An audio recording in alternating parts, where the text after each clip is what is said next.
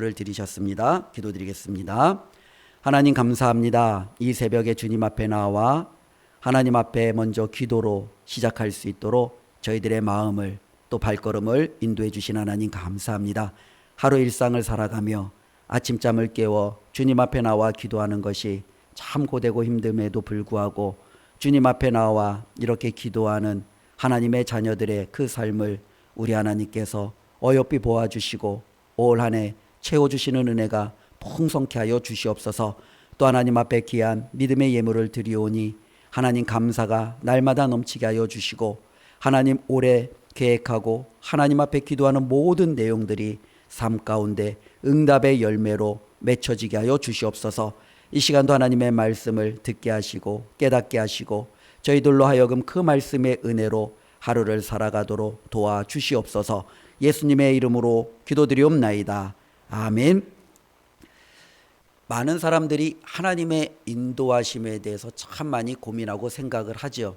오늘 잘 아는 말씀 로마서 12장 1절 2절 마지막에도 보면 우리로 하여금 하나님의 뜻이 무엇인지 분별하도록 하라 라고 명령합니다.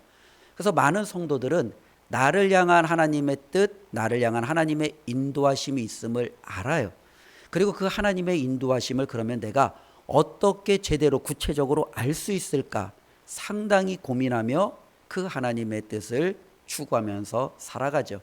그러나 세상은요, 하나님의 인도하심을 그들은 별로 생각하지 않죠. 인생의 주인은 나고 내 인생은 내가 책임지기 때문에 그들은 인생의 모든 계획과 책임을 자신의 주관하에 두지만 믿는 우리는요, 내가 계획해도 내가 모든 것을 세워도 나의 발걸음을 인도하시는 분은 하나님이시다라는 고백으로 하나님의 인도하심을 우리는 끊임없이 추구하게 됩니다. 그리고 성경에는요, 하나님이 우리의 삶을 인도하고 계신다라는 분명한 메시지를 계속해서 보내주고 있습니다. 우리가 잘 아는 대로 하나님은요, 계획을 가지고 있어요. 우리는 이 하나님의 계획을 뜻이라고도 하죠. 하나님은 뜻을 가지고 있어요. 하나님이 창조하신 온 세상을 향한 뜻, 계획. 하나님의 자녀들을 향한 계획, 그분 자녀들을 향한 뜻. 그렇죠? 하나님은 이 계획을 가지고 있기 때문에 하나님은 자신의 계획과 자신의 뜻에 맞게끔 온 세상, 그리고 특별하게는 그분의 백성들, 그분의 자녀들을 인도하고 계심을 우리는 말씀을 통해서 알게 됩니다. 우리가 아는 대로 이스라엘 백성이 애굽에 있을 때 하나님의 계획은 무엇입니까? 그들을 애굽에서 건져내어 가나안 땅으로 인도하여 드리는 것이었습니다. 하나님께서는 이스라엘이 바벨론에서 포로로 되었을 때 페르시아라는 제국을 세우시고 고레스라는 왕을 세우셨어요. 하나님의 계획은 무엇입니까? 고레스를 통해서 이스라엘 백성을 포로지에서 다시금 예루살렘으로 돌려놓는 게 하나님의 계획이었습니다. 하나님은 이 땅에 예수 그리스도를 보내주셨습니다. 하나님은 계획이 있으셨기 때문에 예수 그리스도를 보내주셨어요. 그분을 통해서 그의 백성을 저들의 죄에서 구원할 하나님의 놀라운 계획을 가지고 하나님은 이 땅에 예수 그리스도를 보내주셨다라는 거예요. 우리가 아는 대로 사도 바울도 자신이 많은 교회와 성도들에게 쓰는 서신을 보면은 그의 첫 인사말 가운데 상당 부분이 뭐예요? 하나님의 뜻으로 말미암아 사도가 된 나 바울은 이라는 표현을 써요. 그 역시도 자신의 인생 가운데 하나님의 뜻과 계획이 인도하심이 있음을 날마다 고백하죠. 그는 히브리인 중에 히브리인이었고 바리새인 중에 바리새인이었고 로마인 중에 그는 정말로 날 때부터 로마 시민권을 가졌던 어쩌면은 하나님의 뜻이 아닌 자신의 의중대로 살아갈 수 있는 모든 여건이 있음에도 불구하고 하나님의 뜻은 거기 아니었다라는 거예요. 그로 하여금 그리스도인 되게 하고 그로 하여금 사도가 되게 하고 그로 하여금 많은 이들을 예수께로 돌이키게 하는 놀라운 역사와 계획을 가지고 있었다라고 분명히 말씀하고 있죠. 그렇다면 하나님은 이와 같은 놀라운 계획과 뜻이 있다면 저와 여러분들을 향한 계획과 뜻도 있지요. 그러면 우리는 어떻게 하나님의 이 계획과 뜻을 알 수 있느냐라는 거예요. 우리가 일상생활 속에서도 상대방과 이제는 우리가 서로 이제 만날 때 내가 상대방에게 바라는 것, 내가 상대방을 이끌고 싶은 것, 또 상대방이 나에게 요청하는 것, 상대방이 나에게 기대하는 것, 우리가 이런 것들이 가지고 서로 살아가잖아요. 근데 우리가 그거를 어떻게 할 수 있을까요? 서로 눈빛만 봐도, 서로 같이 옆에만 있어도 우리가 그것을 알 수 있을까요? 모르죠. 거의 잘 몰라요. 어떻게 할 수 있냐면 서로 어떻게 해요? 말을 해야 알아요. 내가 그에게 이와 같은 계획을 가지고 있다. 내 뜻은 이렇다. 내 계획은 이렇다. 그러니 나와 같이 함께하자. 나와 같이 함께 이것을 이루자. 우리는 서로 뭐예요? 대화, 의사소통을 통해서 우리는 자신의 뜻을 알릴 수 있는 거예요. 내가 아무리 옆에 있는 사람을 향하여 높은 위대한 계획을 가지고 있어도 그것을 알리지 않고 전하지 않으면 그 사람은 모르는 거죠. 마찬가지입니다. 하나님께서도 위대하고 원대한 저와 여러분들을 향한 이 계획을 가지고 있는데 그것이 하나님만 가지고 아는 거예요. 우리에게 하나님께서 알리지 않으면 우리가 어떻게 하나님의 뜻을 알 수 있어요? 그런데 성경은요, 하나님이 끊임없이 자신의 뜻을, 계획을 우리에게 알려주고 있다는 거예요. 하나님께서는 여러 방면을 통하여 의사전달의 수단을 가지고 있어요. 그래서 하나님께서는요, 구약에 얼마나 많은 하나님의 종들, 하나님의 선지자들을 우리에게 보내주셨는지 모릅니다. 그분들을 통하여 하나님은 끊임없이 말씀하잖아요. 여호와께서 나에게 임하셔서, 여호와의 말씀이 나에게 임하셔서. 그래서 그들은 하나님의 뜻을 계속적으로 우리에게 알려줘요. 때로는 깨닫지 못하자 어떤 사람에게는 꿈으로, 환상으로, 하나님이 직접 나타나서 목소리로, 어떤 사람에게는 짐승의 정말로 입을 통하여 그들에게 하나님의 뜻을 가르쳐주고 알려주시죠. 그래도 사람들이 잘 깨닫지 못해요. 그러자 하나님께서는요, 그의 아들 예수 그리스도를 이 땅 가운데 친히 보내심으로 그 예수 그리스도를 통하여 하나님의 뜻을 저와 여러분들에게 말씀해 주셨어요. 그런데 예수 그리스도께서 오셨을 때는 그분이 육신으로 오셨기 때문에 시간과 공간의 제약을 받으실 수밖에 없어요. 때로는 그분이 예루살렘에 머물면, 때로는 갈릴리에 있는 사람들은 예수님의 말씀을 들을 수 없어요. 예수님께서는 자신이 떠나 모든 사람에게 임할 보혜사 성령님을 우리에게 보내주시겠다라고 약속하십니다. 이 성령님이 오시면 하시는 일의 가장 큰 사역은 예수님께서 이 땅에 오셔서 가르치시고 증거하시고 저와 여러분들에게 말씀하셨던 모든 것들을 생각나게 하시고 깨닫게 하시고 우리를 하나님의 인도함 가운데 인도하시겠다라는 그 놀라운 약속을 주시며 성령님을 약속하셨습니다. 그리고 우리가 아는 대로 오순절 성령님이 이 땅 가운데 임하심으로 하나님의 인도하심을 받는 모든 하나님의 자녀들에게는 성령 하나님의 저와 여러분들 가운데 내주하심으로 우리와 함께 하심으로 우리는 그 하나님의 인도하심을 받게 됩니다. 그래서 우리가 어떻게 하나님의 인도를 받을 수 있습니까? 라고 묻는다면 하나님의 그 원대한 계획과 우리를 향한 구체적인 계획이 하나님은 이렇게 다양한 방식을 통해서 저와 여러분들에게 이끌어 주고 있다는 거예요. 그런데 오늘날에는 하나님의 이 인도하심을 많은 그리스도인들이 때로는 좀 왜곡하여 하나님의 인도하심을 생각하는 경우들이 종종 있다는 겁니다. 즉 성령님이 내주하심으로 때로는 성령님의 어쩌면 내적 충동이라는 그러한 단어를 때로는 우리가 많이 들어보셨을 겁니다. 때로는 우리가 그것을 가지고 하나님의 인도하심이라고 생각하는 경우들이 종종 있다라는 거죠. 즉 나도 모르게 살아가면서 내 마음이 뜨겁고 때로는 내 마음에 뭔가 이끌리고 이런 것들이 성령님이 하나님이 나를 이끄시는 어쩌면은 확실한 증표야 라고 생각하면서 그것을 가지고 하나님의 인도하심이다 라고 생각하면서 살아가는 사람들이 많이 있다라는 겁니다. 때로는 하나님께서 그렇게 역사하실 수도 있어요. 그러나 그와 같은 것으로 나의 모든 삶을 하나님께서 인도하시는 것으로 생각한다면 상당히 위험할 수 있습니다. 그리고 그러한 사람들이 많을수록 교회 공동체는 굉장히 위험한 길로 갈 확률이 상당히 높습니다. 때로는 한국 교회는 저마다 하나님의 인도하심을 받은 사람들이 얼마나 많은지 몰라요. 저마다 하나님의 인도하심을 주장하는 사람들이 얼마나 많은지 몰라요. 그것이 하나 되지 못하고 합하지 못하고 저마다 자기 갈 길로 가며 교회의 무질서함을 보는 것을 우리가 바라봅니다. 그렇기 때문에 우리는 하나님의 인도하심을 어떻게 알 수 있는가라는 부분을 다시 한번 고민하며 생각해 볼 필요가 있습니다.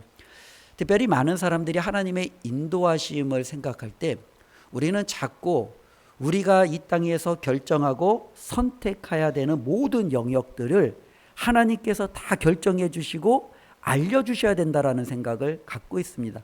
가령 결혼을 한다든지 아이를 가진다면 내가 몇 명을 가져야 된다든지 내가 주님의 사역을 할 때 국내에서 할까 해외에서 할까라든지 아니면 내가 봉사를 하면 나는 어느 영역에서 봉사를 해야 되느냐 직업을 가지면 나는 어떤 직업을 갖고 나는 정말로 어떤 직장을 선택해야 되느냐 이런 모든 일들 하나하나가 다 우리가 성령님의 인도하심, 하나님의 인도하심을 받아야 된다라고 생각을 하지요. 그래갖고 직업을 놓고 기도하는 거예요. 하나님 A 직업을 가질까요? B 직업을 가질까요? 직장을 놓고도 기도하는 거예요. 하나님 A 직장을 가질까요? B 직장을 가질까요? 그런데 문제는요, 성경 어디에도 이와 같은 인도하심의 하나님의 방식은 저와 여러분들에게 기록되어 있지 않다라는 거예요. 우리가 성경을 한번 보십시오. 하나님께서 너는 이 사람과 결혼해라, 너는 저 사람과 결혼하지 말라, 이렇게 구체적으로 지시하는 경우들이 저와 여러분들에게 보편적인 진리로 주시는 하나님의 말씀이 존재하느냐라는 거죠. 하나님이 어떤 사람에게 너는 이 직업을 가져야 된다, 또 이와 같은 사람들은 이러한 성향이 있으니 이러한 직장을 선택해야 된다, 그리고 기독교인들은 이와 같이 아이를 이제 때에 따라서 이렇게 낳아야 된다, 이런 구체적인 인도하심을 성경의 말씀이 우리에게 구체적으로 가르쳐주고 있느냐라는 거죠. 그렇지 않다라는 것을 우리는 알아요. 그런데 우리는 자꾸 그와 같은 구체적인 영역 속에서도 하나님의 인도하심을 기대하고 있기 때문에 우리는 뭐예요? 우리의 마음이 좀 평안한, 그렇죠? 직장을 놓고 봤을 때 A 직장보다 내 마음이 더 평안해? 성령님이 나를 평안함을 주시는 걸 보니까 아마 이 직장으로 이끄시는 것이 아마 성령님의 뜻인 것 같아. 때로는요, 내 마음이 자꾸 이쪽으로 끌리는 거야. 내 마음이 자꾸 이쪽으로 끌리는 걸 보면 하나님께서 나에게 이끄시는 것은 이쪽으로 나를 자꾸 이끌어 가시는 것 같아 라는 그와 같은 생각을 성령님의 내적 중동, 성령님의 인도하심, 그래 이것은 하나님의 뜻이야, 하나님의 인도하심이야 라고 생각하며 우리가 그렇게 때로는 오해하는 경우도 있다라는 거예요. 그래서 이와 같은 많은 오해들이 많은 그리스도인들 가운데 특별히 일어나는 경우들이 많이 있다라는 거예요. 우리가 보면은요, 어저께 그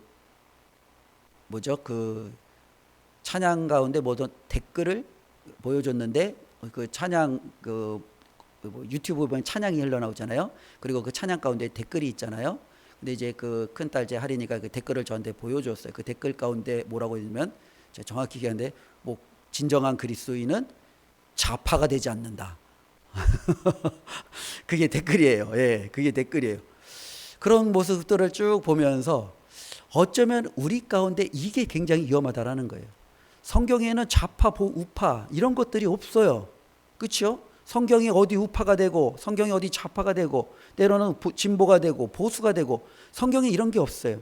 근데 많은 이들이 성령의 인도하심을 때로는 상당히 왜곡하며 나가는 경우들이 종종 있다라는 거예요.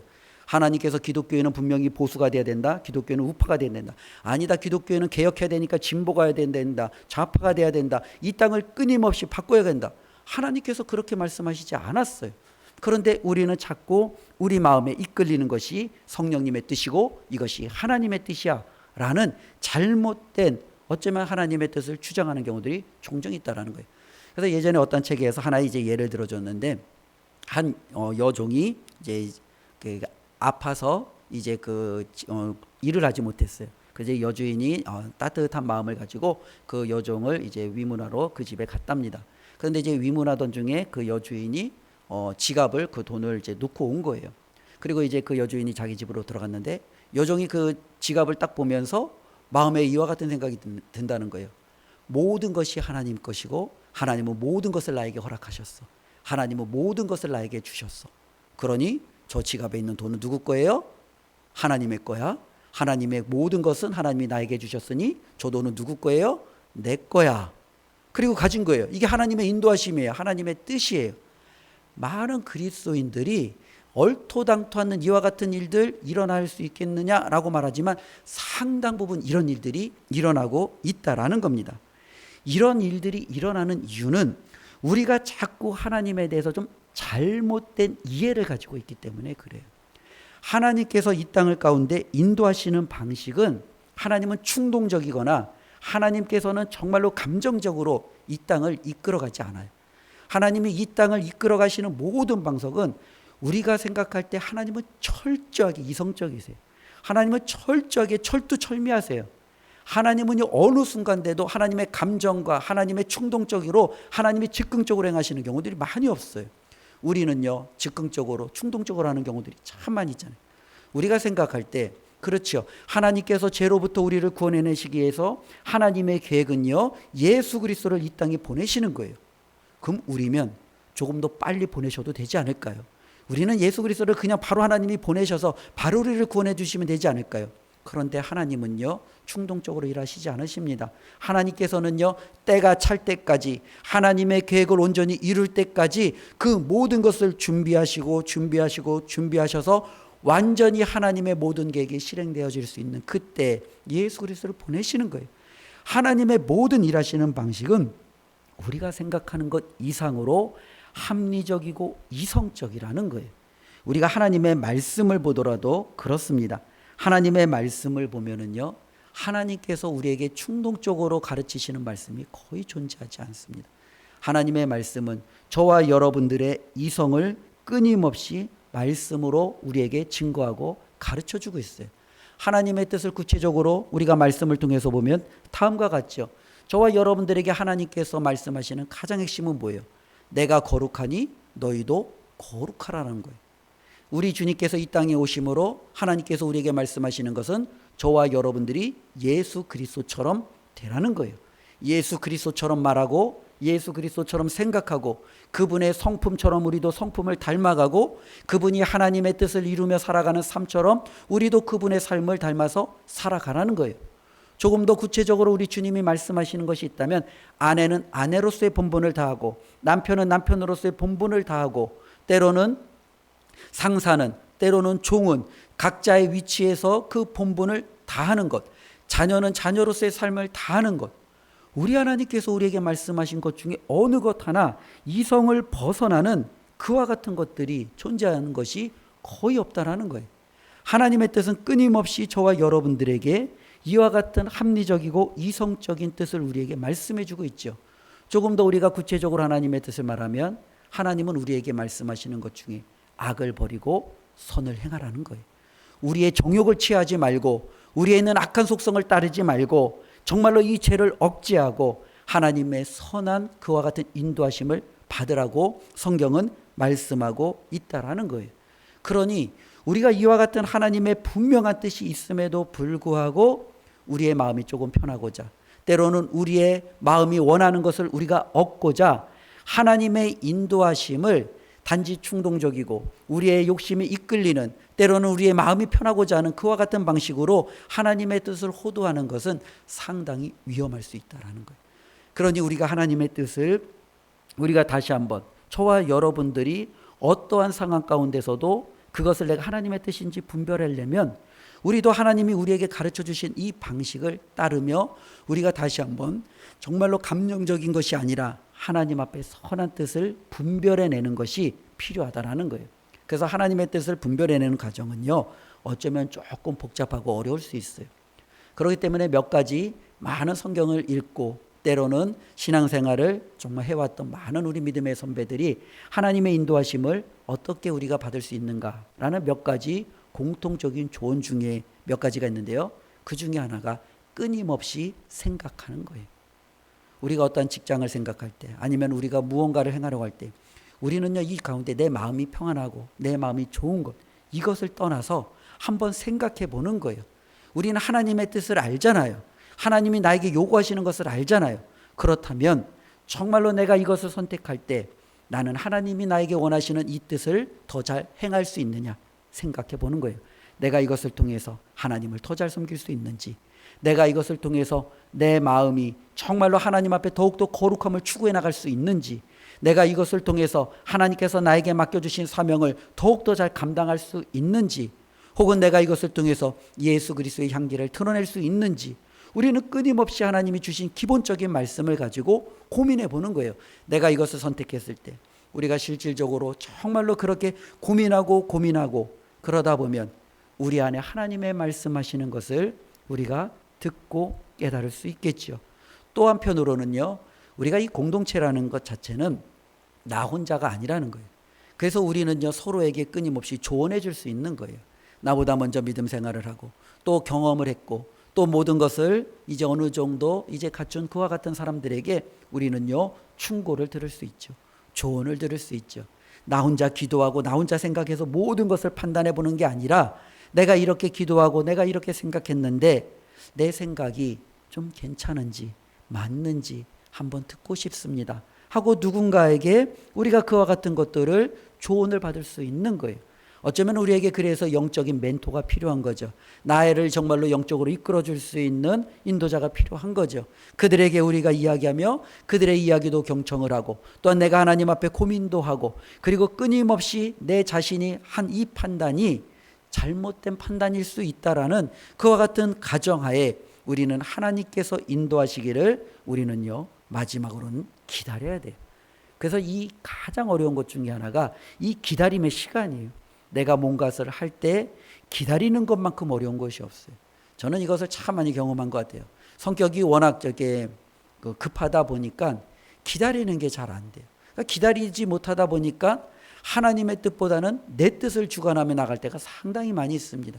근데 그리스도인들에게 있어서 가장 중요한 것은 고민하고 생각하고 조언을 받고 기도하고 이제 모든 것들이 있다면 남은 건 뭐예요? 이제는요 기다릴 줄 아는 거예요. 이 기다릴 줄 알 때 하나님의 놀라운 인도하심을 경험할 수 있는데 우리가 마지막에 기다리지 못해서 하나님의 인도하심을 경험하지 못하는 경우들이 너무나도 많이 있다라는 겁니다. 우리가 정말로 놀라운 일들이 일어날 때 정말로 여호와 하나님께서 그분의 백성들에게 너희는 가만히 서서 오늘 여호와께서 너희를 위하여 어떤 일을 하실지 기다리라는 그 말씀을 우리는 가슴 깊이 새길 필요가 있습니다. 내 마음이 급할수록 내 상황이 급하고 어려울수록 이제 하나님 앞에 기다릴 줄 아는 그와 같은 은혜가 우리에게 필요할 줄로 압니다. 그렇게 될 때 우리는 하나님의 인도하심을 다른 사람들보다 그 누구보다도 조금 더 분별하고 그 뜻에 가깝게 나아갈 수 있다라는 거예요. 그렇다고 해서 우리가 하나님의 뜻을 반드시 모든 대로 100%다 하나님의 뜻을 구별해서 알 수 있다. 그것이 아니에요. 그리고 또 우리가 하나님의 뜻대로 인도함을 받으면 우리의 삶이 만사형통한다. 그것도 아니에요.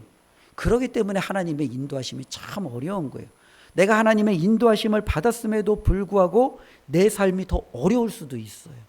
이게 참 우리에게 어려운 딜레마라는 거죠. 하나님, 내가 그렇게 고민하고 그렇게 기도하고 그렇게 하나님 조언을 받고 하나님의 때를 기다려서 하나님이 원하시는 대로 그렇게 하나님 했는데 왜 하나님 나에게 이와 같은 어려운 현실이 있습니까? 우리 하나님 앞에 그렇게 말할 수도 있죠. 시편에도 말씀드린 것처럼 의인은 고난이 많다라고 기록되어져 있습니다. 하나님의 인도하심을 받는 사람일수록 우리 가운데 고난이 사라지는 것이 아니라 고난이 더 많으면 굳이 내가 하나님의 인도하심을 받아야 될까? 그렇게 생각이 들지도 모르겠습니다. 성경에는요, 하나님의 인도하심을 받은 사람들이 받는 고난이 참 많이 기록이 되어집니다. 애굽에서 이스라엘 백성이 나올 때 그들은요, 자신들이 생각할 때 최적의 경로를 향하여 이 가나안 땅으로 간 게 아니에요. 그들이 만일 최적의 경로로 가려면 서쪽으로 가야 돼요. 그래서 서쪽의 낮은 구릉지대를 통해서 그들이 만일 가나안 땅으로 가면은 굉장히 최단 거리 안으로 그 가나안 땅으로 갈 수가 있어요. 근데 애굽에서 나올 때 하나님께서는요 그들을 불기둥과 구름기둥으로 인도하셨어요. 그래서 그들은요 하나님의 불기둥과 구름기둥을 보며 그들은 생각할 수 있죠. 하나님 그 길이 아닌데요. 하나님 이 길이 더 빠른 길인데요. 하나님 이 길이 훨씬 더 가기 좋은 길인데요. 그렇게 말할 수 있잖아요. 그런데 그들은요 하나님의 불기둥과 구름기둥이 그들을 이끄니까 그들을 따라서 갔어요. 그런데 그 하나님의 인도하심을 따라서 갔더니 어떤 일이 벌어져요? 모든 것이 형통해요? 아니에요. 홍해가 막아서요. 뒤에서 애굽의 바로의 군대가 쫓아와요. 그리고 홍해를 건넜더니 물이 없어요. 광야예요. 그들이 굶어 죽을 것 같아요. 끊임없이 광야인이 살아가는 민족들, 아말렉족, 미디안 족속들이 그들을 괴롭혀요. 너무너무 힘든 시간을 그들이 살아가는 거예요. 하나님의 인도하심을 받았는데 왜 이렇게 어려움이 그들 가운데 있는가? 제자들은요 배를 타고 가다가 폭풍을 만나 죽게 됩니다. 근데 이 배자들이 배를 타고 간 이유가 예수님이 명령했기 때문에 그래요. 너희가 먼저 배 타고 저 건너편으로 가라. 주님의 말씀대로 갔는데 그들은 무엇을 만나요? 폭풍우를 만나요. 왜? 예수님의 말씀의 뜻에 순종했는데 우리는 이렇게 어려움을 살아가야 되느냐. 어쩌면 가장 대표적인 하나님의 인도하심 가운데 없는 고난은 예수 그리스도겠죠. 하나님의 뜻에 따라 이 땅에 오셨고 하나님의 뜻대로 순종하며 살아갔던 그 주님에게 주어진 것은요 십자가의 죽음이었습니다. 우리가 하나님의 인도하심을 받았는데 왜 이렇게 더욱더 고난과 어려움이 찾아옵니까? 라고 말할 수도 있지요. 그러나 우리가 기억할 것은 우리 삶 가운데 고난이 하나님의 인도하심의 종착지는 아니라는 거예요. 신기한 건요. 우리가 하나님의 인도하심을 받아 결국에는 우리가 이 고난을 뚫고 넘어가면 하나님이 주시는 영원한 축복이 우리의 종착지라는 것을 성경은 계속적으로 설명해 주고 있다는 거예요. 불기둥과 구름기둥을 인도함을 받은 그들의 종착지는 광야가 아니에요. 하나님은 그들에게 적과 꿀이 흐르는 가나안 땅이었어요. 특별히 정말로 폭풍우를 지나가는 배를 타고 그 위험 속에 있는 제자들은 거기서 아우성을 치지만 그것을 건넜을 때 그들은 예수 그리스도께서 보여주시는 놀라운 능력에 정말로 함께하는 그 자리에 참여할 수 있는 축복의 자리가 그들을 기다리고 있었어요. 예수 그리스도께서 하나님의 뜻 가운데 이 땅에 오셨을 때 그는 부활의 영광, 하나님의 보좌의 우편에 앉아서 온 세상의 만유의 주가 되시는 놀라운 하나님이 높이시는 영광이 그 주님을 기다리고 있었던 거죠. 우리가 하나님의 인도하심을 받을 때 지금 당장에는 어려울 수 있어요. 힘들 수 있어요. 근데 하나님의 뜻대로 내가 이 직장에 왔는데, 하나님의 뜻대로 내가 이 학교에 왔는데, 하나님이 한번 나에게 해보라고 해서 내가 결단하고 하나님 이 일을 해보는데 하나님이 이게 어찌 되는 일입니까? 그런데 결국에는요, 하나님이 그것이 우리의 끝이 아니심을 분명히 보여주신다라는 사실입니다. 우리가 이것을 기억했으면 좋겠습니다. 그리고 또 한편으로 우리가 하나님의 뜻을 벗어나서 내 마음대로 살아가면 그것이 형통할 것 같은데 그렇지도 않다라는 거예요. 우리가 잘 아는 요나를 보세요. 하나님이 니느웨로 가서 복음을 전하라 라고 했는데 그 생각에는 하나님의 뜻을 따르는 것보다는 자신의 뜻대로 배를 타고 다시스로 도망가는 그것을 선택했어요. 자신이 잘했다고 생각을 해요. 그런데 어떻게 돼요? 결국 돌고 돌아서 그는 어디로 가요? 하나님이 말한 니느웨로 가는 거예요. 그는 처음에 니느웨를 가기를 거절했지만 그는 물고기 뱃속으로 들어가는 풍랑을 만나고 물고기 뱃속에서 3일 동안 고생을 하고 하나님 앞에 울며 회개하며 돌이키며 다시 원점으로 갈 수밖에 없는 거죠. 하나님의 인도하심이, 계획이 저와 여러분들에게 있다면 우리가 굳이 돌고 돌아서 다시 처음부터 시작할 그런 이유는 없겠지요. 우리가 하나님의 인도하심이 때로는 힘들지만 때로는 어려울지라도 우리가 처음부터 따른다면 그것이 고난의 길을 넘어서 하나님의 영광의 자리로, 때로는 그것이 고난의 자리를 통과하지 아니하고 바로 하나님의 영광의 자리로 갈 수 있다면 그 인도하심을 따르는 것이 우리 가운데 훨씬 더 가치 있다라는 사실을 저와 여러분들이 꼭 기억했으면 좋겠습니다. 그래서 우리가 기억해야 될 것은 이거예요. 하나님이 저와 여러분들을 인도하실 때 하나님은 결코 저와 여러분들을 포기하지 않는다라는 그 사실을 꼭 기억하시면 됩니다. 우리는 스스로를 포기해요. 나는 내 삶을 포기할 수 있어요. 그런데 하나님은 결코 저와 여러분들을 포기하지 않아요. 하나님은 홍해가 막고 있어도 포기하지 않아요. 광야에서도 포기하지 않아요. 물이 없어도 하나님은 포기하지 않아요.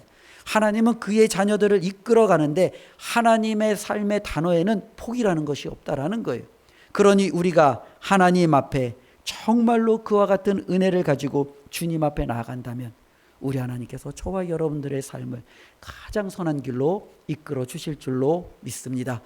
베드로가 정말로 하나님의 인도하심을 받지 못하고 주님을 부인하며 잘못된 길로 갔을 때에도 우리 하나님은 베드로를 포기하지 않으셨어요.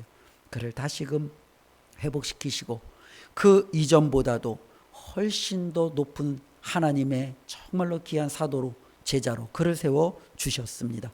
우리 하나님께서 올 한 해도 저와 여러분들의 삶이 망가지도록, 믿음에서 벗어지도록, 하나님을 떠나 잘못된 길에서 정말로 방황해도 하나님이 모른 채 하도록 결코 내버려 두시지 않으실 줄로 믿습니다.